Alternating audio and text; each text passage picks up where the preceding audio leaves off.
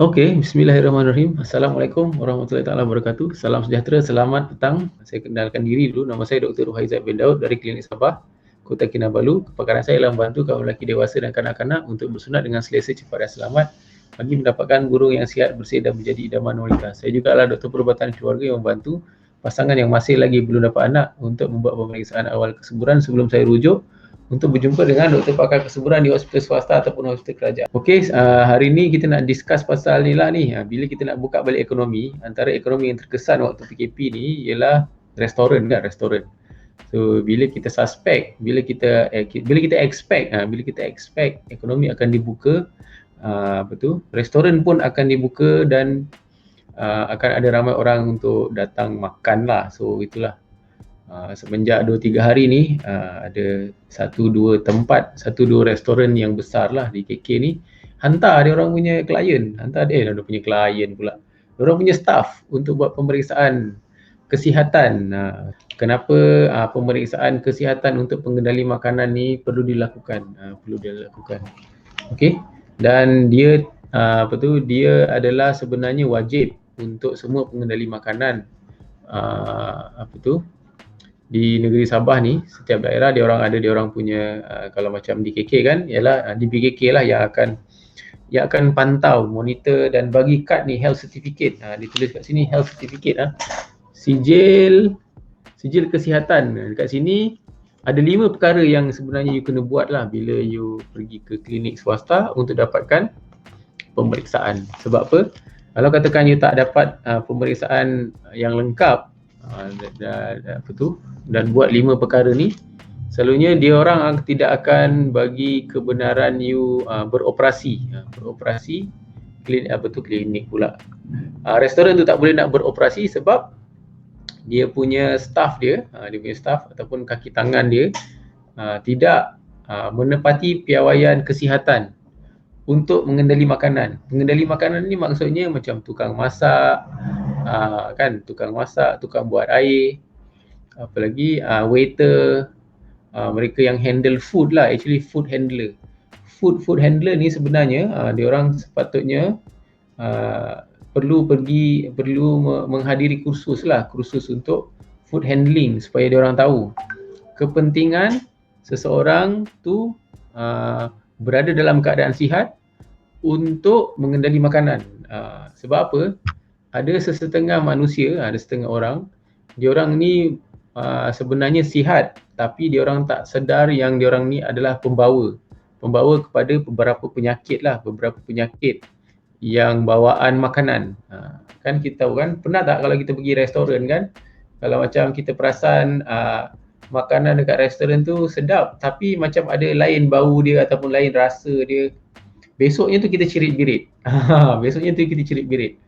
Ataupun besoknya tu kita mual-mual muntah-muntah, ataupun malam tu waktu tidur kita mual-mual muntah-muntah. So ada kemungkinan anda mengalami keracunan makanan akibat daripada pengendalian makanan yang tidak sihat ataupun yang tidak betul ataupun yang tidak bersih. Mungkin disebabkan oleh ada staff yang di restoran tu tidak mengendalikan makanan tu dengan betul, ataupun mereka ni ada bawa kuman. Manusia sebagai vektor membawa kuman, contohnya macam kolera, macam shigella, macam salmonella, typhoid. Yang kita paling takut ialah kuman typhoid lah ataupun demam kepik lalu. Okey, Nur Fikri, selamat petang. Terima kasih. Nur Haslina Muhammad Sari, selamat petang. Okey. Jadi bila kita punya ekonomi nak dibuka, antara industri yang dibuka sekali ialah industri makanan, iaitu kita punya restoran lah. Bila restoran buka, so kita nak pastikan staff yang mengendali makanan kita di restoran tu adalah sihat. Oleh itu mereka terpaksa menjalani pemeriksaan kesihatan. Kalau di KK, di negeri Sabah, di Kota Kinabalu ni, Dewan Bandaraya Kota Kinabalu dia akan bagi satu kad kuning ni, you kena dapatkan kad kuning ni.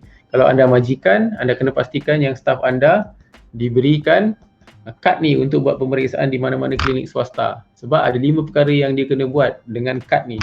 Saya tahu ada juga klinik yang bawa je ni kad, isi, sign, lepas tu boleh pulang. Kalau dengan kami, saya tak buat begitu. Kita kena buat betul-betul. Sebab apa? Kita kena pastikan yang pengendali tu betul-betul sihat dan betul-betul fit. Apa akan berlaku kalau katakan saya tidak check betul-betul patient tu, mungkin kita tak check dia punya najis. Rupa-rupanya dia sebagai seorang pembawa kolera ataupun pembawa salmonella, iaitu typhoid. Jadi dia mengandung dia buat dia punya makanan kan, dia buat you punya kuih tiaw goreng contoh. Sangat sedap. You makan, sekali besoknya tu you cirit-birit. So so itu adalah perkara yang kita tidak mahu berlaku. Uda Mariam, Waalaikumsalam. Jadi memang kita kena buat pemeriksaan untuk pastikan yang anda sihat untuk mengenali makanan. Walaupun sekarang tidak boleh kita cakap dine in, tapi walaupun you tidak boleh dine in, tapi you masih lagi boleh dapatkan perkhidmatan melalui GrabFood ataupun Foodpanda kan. Still mereka ni sepatutnya kena buat pemeriksaan kesihatan sebelum boleh mengendali makanan. Ada 5 perkara yang perlu dilakukan. Norzai Salsalbela, terima kasih. Assalamualaikum, salam Zin. Okey. Jadi yang pertama sekali apa yang diorang kena buat ialah diorang kena pergi kalau anda sebagai majikan, anda kena pastikan yang staf anda pergi ke DBKK untuk dapatkan kad kuning ni. Kad kuning ni saya rasa RM1 je borang ni. Borang ni RM1 dapatkan daripada DBKK. Bila dia dapatkan borang kad ni, bawa ke mana-mana klinik swasta yang mengambil bahagian yang boleh buat medical check up ni. Ada 5 perkara yang perlu dilakukan. Pertama, mereka perlu buat medical check up. Medical check up yang general lah. Hujung rambut sampai hujung kaki. Kita akan check satu, diorang punya tekanan darah, kita akan check dia punya air kencing, kita akan check dia punya dia punya kulit. Dia punya check kulit dia, kulit tangan dia ada fungal infection ke tidak. Especially kan kalau katakan diorang ni pekerja pastry, yang buat pastry kan, pastry yang menguli-uli tepung ataupun uli-uli bread, ataupun yang buat-buat kondimen atau buat kari pap ke apa ke, kita kena check yang jari-jari diorang ni. Ada setengah orang yang kalau dia terlampau memasak kan, sampai diorang punya jari ni dia lembab dan kadang-kadang dia ada fungal infection. Cuba bayangkan anda makan pastry yang sedap, tapi di luar makan nampak pastry tu sedap, manis apa semua. Tapi bila kita check masuk ke dapur belakang, rupanya yang uli tepung tu, dia punya tangan dia banyak fungal infection. So you akan rasa geli, akan rasa tak selesa. Kan sama juga macam penguli roti canai, penebar roti canai. Sebab tu kalau kita pergi ke kedai yang buat roti canai tu, kena tengok mamak yang tebar roti canai tu. Sebab kita tak tahu, mungkin tangan dia ada luka, tangan dia ada fungal infection, dia punya kuku panjang, lepas tu dia berpakaian tidak bersih kan, dia tak pakai apron, pakai singlet dengan peluh-peluh dia semua jatuh pada dia punya roti canai. So ini akan menyebabkan risiko untuk jangkitan. So kita kena buat pemeriksaan kesihatan. Itu yang pertama. Pemeriksaan kesihatan, kita nak tengok sama ada dia fit atau tidak. Kalau dia ada fungal infection, kita kena bagi tahu. Kalau kuku dia panjang, kita suruh dia potong. Kalau dia ada ada luka pada tangan, mungkin dia nak kena pakai plaster ke, kita kena rawat dia kalau ada infection. Okey. Lepas tu kalau katakan itulah sekarang ni semua dah pakai mask, okey lah dah pakai mask. Lepas tu kena bagi tahu dia orang, lepas tu kena pakai tutup kepala untuk elakkan daripada rambut masuk ke dalam makanan. Lepas tu kalau duduk di dapur kena pakai kasut yang sesuai. Yang itu kita kena nasihatkan lah. Itu pertama. Yang kedua, kita kena buat chest x-ray. Ada kat sini chest x-ray. X-ray paru-paru. Kenapa kita kena buat chest x-ray? Sebab kita nak elakkan daripada mereka yang mengendali makanan ni, kita takut kita suspek dia ada TB, tuberculosis ataupun batuk kering. Sebab kadang-kadang mereka juga boleh ada TB tanpa disedari. Kita panggil asymptomatic TB lah. Walaupun sekarang waktu COVID ni kes mungkin agak nampak tidak banyak sebab tak banyak orang keluar, tapi kita still nak pastikan yang mereka punya x-ray clear, tak ada TB.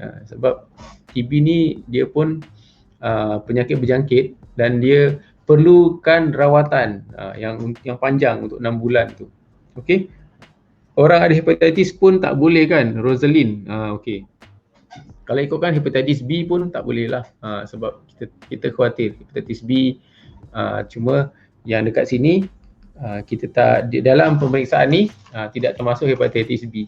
Termasuk hepatitis B. Okey. Hepatitis B tak boleh, yes. Okey, next sebelah X-ray. Yang ketiga ialah stool. Stool ialah najis. Dia orang akan kita beri swab untuk swab dia punya najis, akan hantar ke makmal. Hantar ke makmal untuk apa?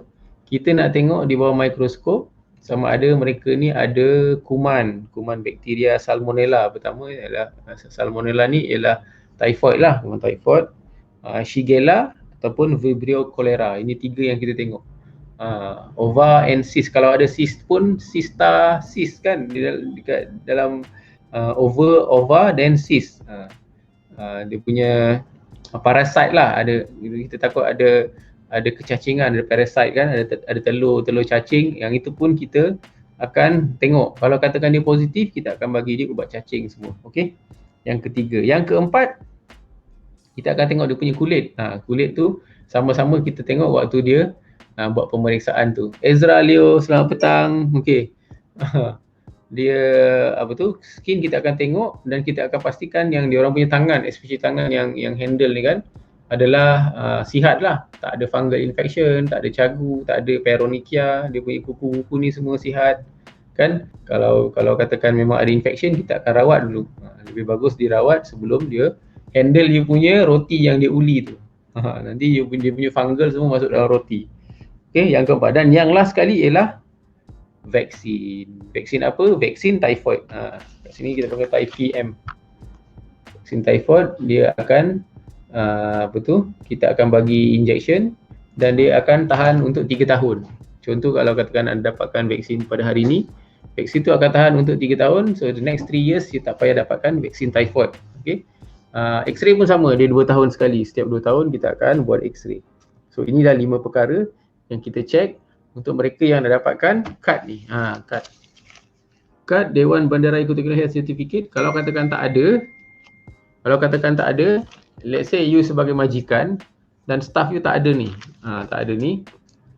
Bila you buka restoran kan, mereka tak ada sijil, anda boleh di compound. Boleh di compound. So elakkan daripada di compound dengan menghantar anda punya staff untuk buat pemeriksaan. Pertama, cek dia punya medical, cek keseluruhan daripada hujung rambut sampai hujung kaki. Yang kedua, kita cek dia punya najis. Yang ketiga, kita cek dia punya skin, dia punya kulit-kulit dia. Yang keempat, kita cek dia punya X-ray. Dan yang kelima, kita bagi ni typhoid. Okey? So itulah dia, benda yang sangat penting, 5 perkara yang kita kena buat untuk pastikan yang setiap pengendali makanan tu adalah fit, sihat. Kita tak nak nanti mereka yang tidak dibuat pemeriksaan yang betul, mereka mungkin adalah carrier ataupun pembawa salmonella, typhoid, yang kita takut typhoid. So typhoid ni kita elakkan dengan, pertama, kita buat screening dia punya stool, dia punya najis untuk tengok hopefully tak ada kuman tu. Dan yang kedua, kita bagi vaksin. So bila kita dah bagi vaksin, hopefully mereka tidak kalau kita bagi vaksin, dia orang tidak boleh menjangkiti orang lain. Kalau setakat cek serta kecacingan, boleh ke? Saya jenis tak pandai naik berat sampai sekarang. Boleh Rosalind, tak jadi masalah. Stek catat kecacingan, selalunya kita akan ambil stool lah, ambil palitan najis.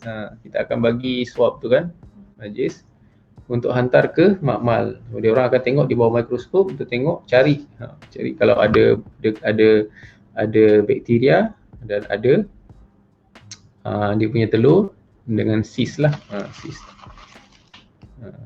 Stool culture, dia culture lagi tu. Dia culture specimen stool white and cyst. Okey, kalau dalam majlis tu ada salmonella, macam mana perawatan dia? Kita akan rawat lah. Perawatan dia kita akan bagi. Salmonella macam biasa, kita akan bagi rawatan. Sekejap saya double check apa yang ada di treatment.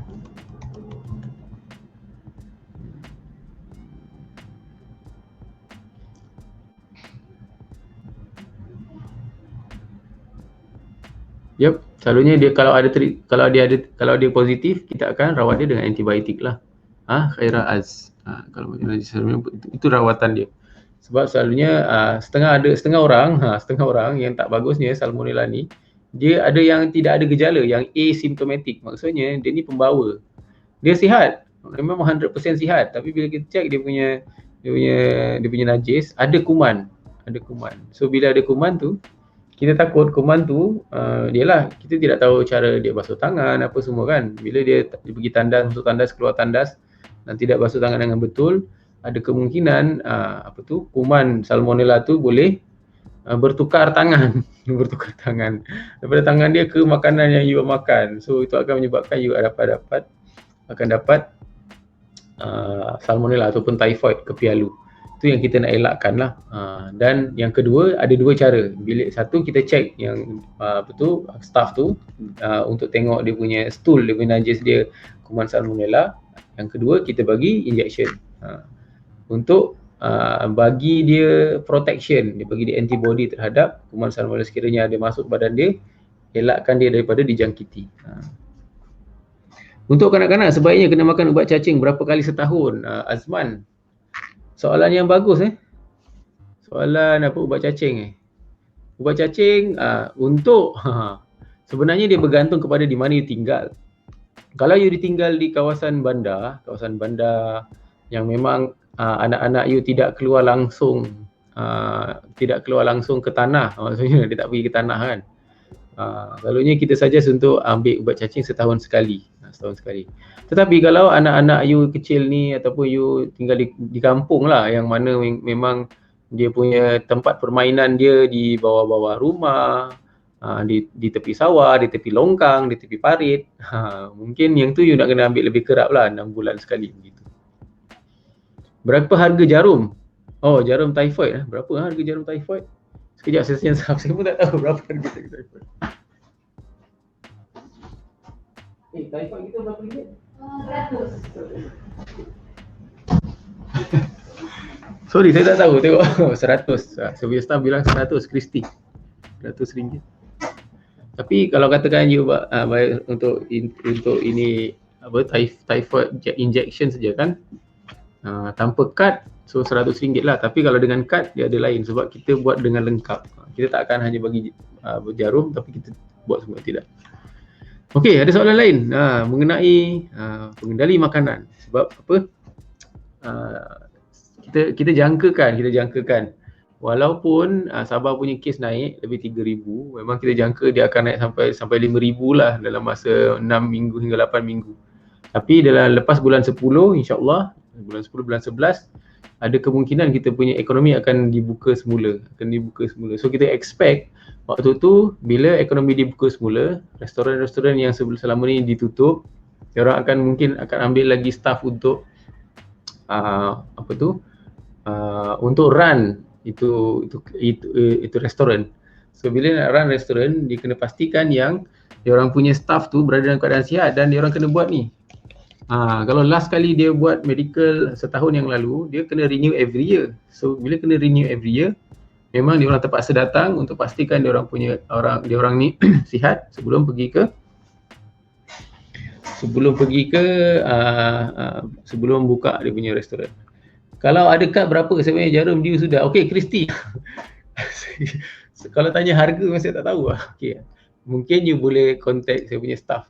Si Bia ataupun si Flo di luar tu, dia akan tolong bantu. 110 931 4190. Saya ada letak nombor kat situ kan. Cuba WhatsApp dia orang ni. Dia orang akan jawab lah. Dia orang akan jawab dengan cepat. Kalau dia orang jawab lambat kan, kasih tahu saya. Nanti saya sound dia orang suruh buat cepat-cepat. Ada buat sertifikat hepatitis B, Diana ada. Kami di sini untuk vaksin memang ada vaksin hepatitis B, hepatitis A, vaksin tetanus, vaksin influenza, vaksin pneumokokal, vaksin meningokokal. Ada buat. Boleh kontak tu nombor tu. Cuba tanya dengan si Bia ataupun si Flo untuk tanya pasal apa-apa juga yang kita bincangkan hari ni, sama ada medical check up untuk DBKK punya kad ni, ataupun yang pasal vaksin typhoid. Typhoid vaksin ni memang sebenarnya untuk pengendali makanan dikira wajib lah. Untuk elakkan daripada you all ni menjadi pembawa kepada kuman typhoid. Okey, boleh faham ah? Hopefully anda semua dapat sesuatu daripada apa yang saya kongsikan. Tolong like, tolong love, tolong share, tolong tag kawan-kawan. Tolong juga tag kawan-kawan yang ada restoran, yang buat tak kira lah, mungkin you all nak start buat jual makanan-makanan tradisi dari rumah kan, contoh daripada rumah kan, adalah bagus untuk dapatkan pemeriksaan ni. Sebab saya dengar waktu PKP ni ramai yang buat homemade makanan yang homemade lah, lepas tu dijual kan. Still walaupun di BKK tak boleh nak monitor tu, ada lebih bagus untuk you check, especially you punya typhoid. Dia takut you ada bawa kuman typhoid. RM jarum kat kesihatan. Okey, as legacy seperti yang cakap tadi, untuk jarum typhoid kan RM100, tapi itu jarum saja, tak termasuk medical, tak termasuk x-ray, tak termasuk check untuk stool najis. Ada beberapa test lagi yang kita kena buat bergantung kepada you punya skop tugas. Kalau you memang pengendali makanan, memang nak kena buat semua untuk dapatkan kad kuning ni. Okey, terima kasih untuk yang bersama-sama dari awal sampai habis. Hopefully anda belajar sesuatu. InsyaAllah kita besok petang kita akan jumpa lagi dalam sesi FB Live. Tolong share. Okey, sampai sini saja. Assalamualaikum dan selamat petang.